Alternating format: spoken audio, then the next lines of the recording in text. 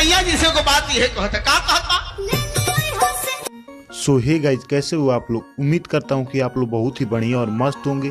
तो दोस्तों, आपका भाई एक फिर से डीजे स्टेटस एडिटिंग लेकर आ चुका है। तो आप लोग इस वीडियो में अंत तक बने रहिए, क्योंकि आप लोग अंत तक नहीं बनेंगे तो आप लोग को पूरा वीडियो समझ में नहीं आएगा। तो दोस्तों, ज़्यादा बातें नहीं करते हैं, चलते हैं प्रीव्यू की तरफ।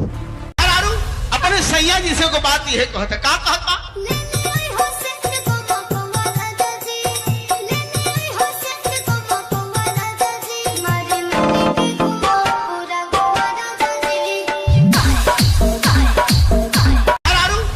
सैया जी से को बात ये कहता का कहता।